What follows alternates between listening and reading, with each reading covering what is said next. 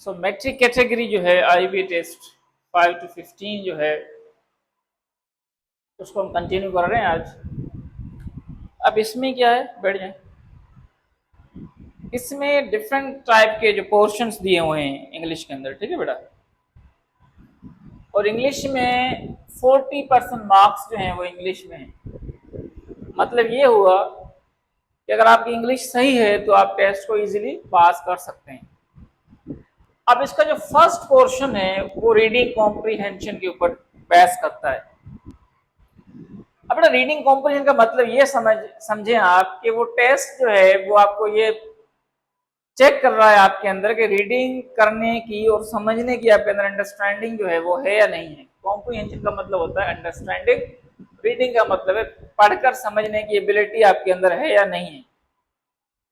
तो reading comprehension के जो क्वेश्चंस हैं वो बहुत ही एक आप मैं एक ऐसे कहूं कि ये कैश क्वेश्चन है और ये कैश मार्क्स गेनिंग क्वेश्चंस कहलाते हैं, क्योंकि इसमें आपको एक पैराग्राफ गिवन होता है जिसमें एक आइडिया मौजूद होता है और जितने भी सवाल होंगे उनके सबके जवाब इस पैराग्राफ के अंदर मौजूद हैं। मतलब आपने इसको कोई याद नहीं करना, पैराग्राफ है उसी में से आपने इसको क्या करना है, जवाब देने हैं। तो कितना सिंपल है, इसलिए ये कैश गेनिंग मार्क्स जो है वो पोर्शन कहलाता है रीडिंग कॉम्प्रीहेंशन। अब आईबीए की जो टेस्ट ले रहा है मैट्रिक कैटेगरी है उसमें 10 क्वेश्चन जो है आपके वो रीडिंग कॉम्प्रीहेंशन के ऊपर बहस करेंगे। मतलब आपको एक पैराग्राफ दिया जाएगा, उसके बाद 10 क्वेश्चन उसी पैराग्राफ से आपसे पूछे जाएंगे। तो मैंने यहाँ पर एक सैंपल के तौर पर एक पैराग्राफ लिखा है और उसके मैंने यहाँ पर 10 क्वेश्चंस जो हैं वो बनाए हैं। उस पहले हम पैराग्राफ को समझते हैं, उसके बाद क्वेश्चन को समझेंगे, ठीक है बेटा। तो पैराग्राफ जो होगा टेस्ट में गिवन होगा तो आपने पैराग्राफ को पढ़ना है। अब आपने करना है क्या है, ये पैराग्राफ गिवन होगा उसको 2-3 बार जो है आपने उसको पढ़ना अच्छी तरह से। जब उसको आप अच्छी तरह से पढ़ लेंगे तो आपको उसकी मीनिंग, उसकी अंडरस्टैंडिंग वगैरह जो है वो हो जाएगी। जब मीनिंग और अंडरस्टैंडिंग हो जाएगी आपको तो आप क्या कर पाएंगे, इसके जो सवाल है उसके इजीली जवाब दे पाएंगे, ठीक है बेटा। अब कॉम्प्रीहेंशन का हम स्टार्ट करते हैं। तो इसमें लिखा हुआ डिसिप्लिन जो है is an essential part of A successful life. Essential एक अहम हिस्सा है कामयाब जिंदगी का। डिसिप्लिन जो है नज़्म ज़ब्त जो है कामयाब जिंदगी का एक अहम हिस्सा है। इट टीचेस, अब इट कौन है यहाँ पर कि डिसिप्लिन हमें सिखाता है। डिसिप्लिन मतलब it teaches us to follow, क्या हमें सिखाता है, रूल्स को फॉलो करना, दूसरों की रिस्पेक्ट करना और अपने टाइम को मैनेज करना केयरफुली, ध्यान से समझदारी से अपने टाइम को किस तरह मैनेज करें वो आपको कौन सिखाता है, डिसिप्लिन समझाता है। अ डिसिप्लिन्ड पर्सन के एक वो डिसिप्लिन जो शख्स होगा ऑलवेज कंप्लीट टास्क, टास्क मतलब अपना जो वर्क है वो क्या करेगा, ऑन टाइम, टाइम पे कंप्लीट करता है। एंड बिहेव्स मतलब लिव्स और रहता है इन अ रिस्पॉन्सिबल मैनर, और एक रिस्पॉन्सिबल तरीके से जिंदगी गुजारता है, ठीक है। एक मतलब एक सेंटेंस हमारे यहाँ पर एक आइडिया दिया हुआ है डिसिप्लिन के बारे में। उसके बाद ये कहता है कि स्कूल के अंदर जो डिसिप्लिन है help student stay focused.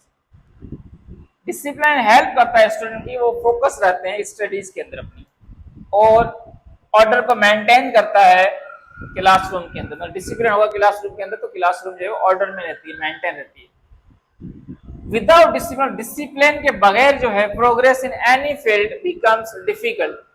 Progress जो किसी भी फील्ड में मुश्किल हो जाती है डिसिप्लिन के बगैर।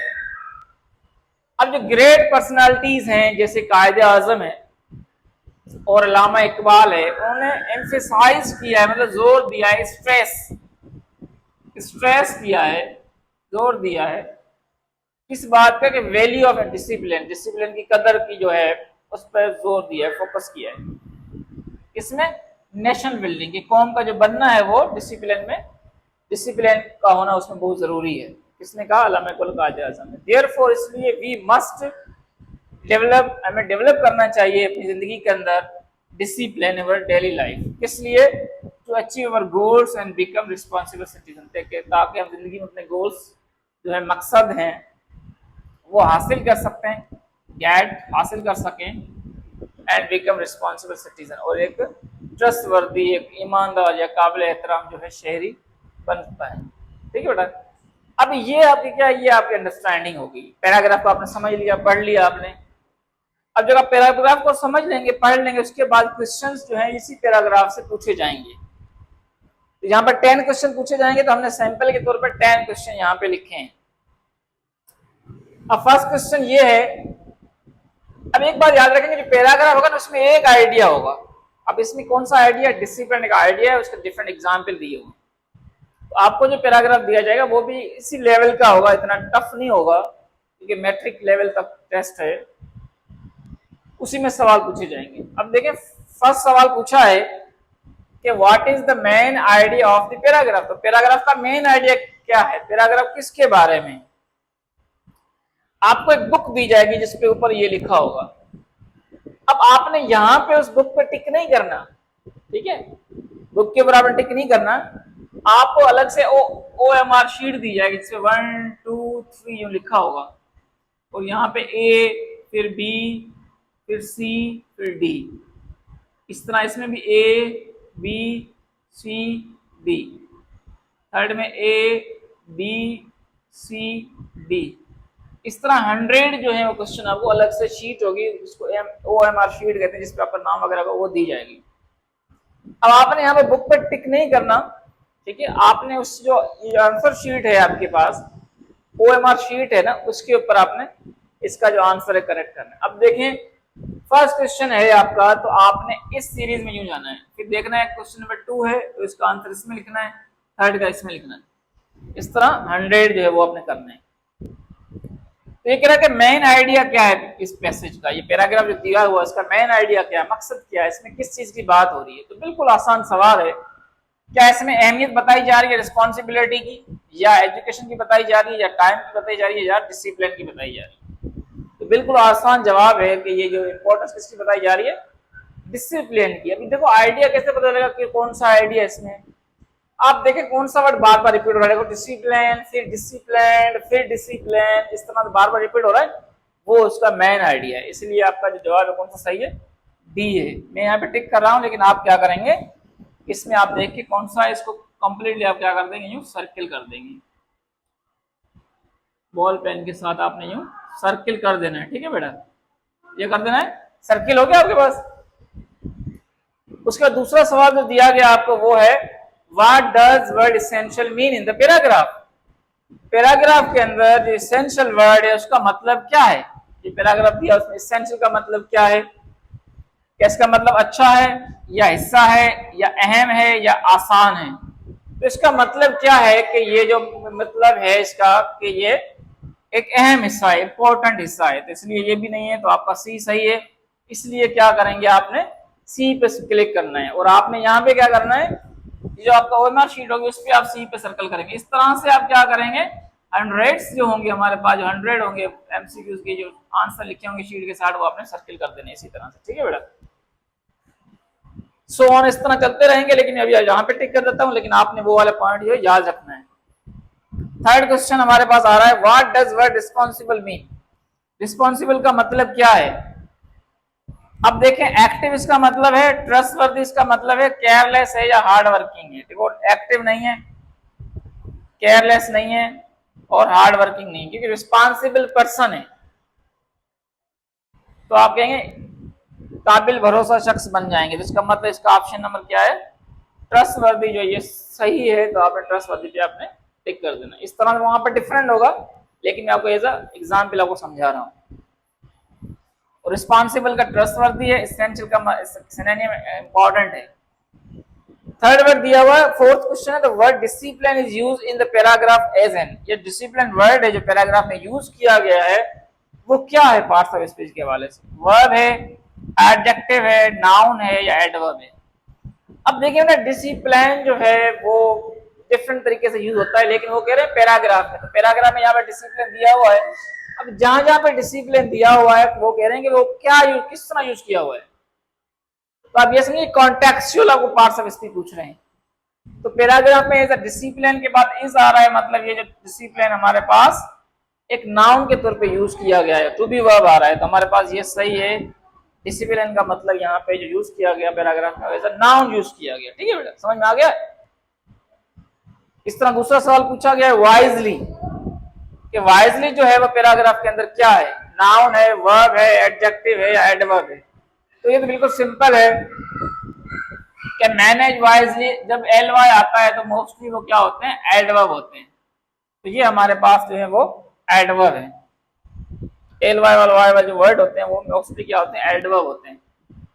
तो जो सेंटेंस ये पैराग्राफ में वर्ड वाइजली क्या है, एडवर्ब है। देखो किस तरह से इसी पैराग्राफ में सवाल पूछे हैं ये, तो आपको भी इसी तरह से पैराग्राफ में सवाल पूछे जाएंगे। उसके बाद the word great is in English, great क्या है सेंटेंसेस के अंदर, क्या ये एडवर्ब है, कंजंक्शन है, एडजेक्टिव है या नाउन है।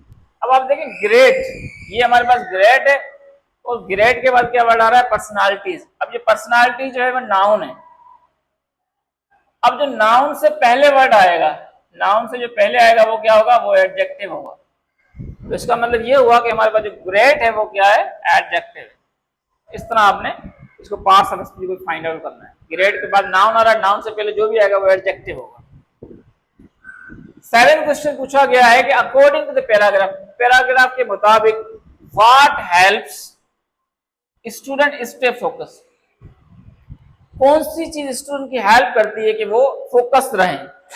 अब आपने याद ये करना है कि हेल्प्स जो है उससे पहले व्हाट लगा हुआ है, हेल्प से पहले व्हाट लगा हुआ है। तो आपने क्या करना है, पैराग्राफ में देखना है कि हेल्प वर्ड कहां पे लिखा हुआ है, हेल्प वर्ड कहां पे लिखा हुआ है। फॉर एग्जाम्पल यहाँ पे हेल्प लिखा हुआ है, ठीक है बेटा, लेकिन ये पूछा हेल्प व्हाट हेल्प्स, कौन सी चीज हेल्प करती है। तो हेल्प से पहले क्या मौजूद है, डिसिप्लिन मौजूद है। इसका जवाब जो है वो क्या होगा, डिसिप्लिन होगा। आपने ऐसे नहीं समझ लेना कि स्टडीज है तो स्टडी लिखे, आगे नहीं पूछ रहा, वो पूछ रहा है व्हाट हेल्प्स, कौन सी चीज हेल्प करती है, व्हाट हेल्प्स है। तो आपके पास क्या होगा, डिसिप्लिन होगा। तो आपके रिस्पेक्ट नहीं होगा, इसमें रूल भी नहीं होगा, स्टडीज नहीं होगा, डिसिप्लिन होगा।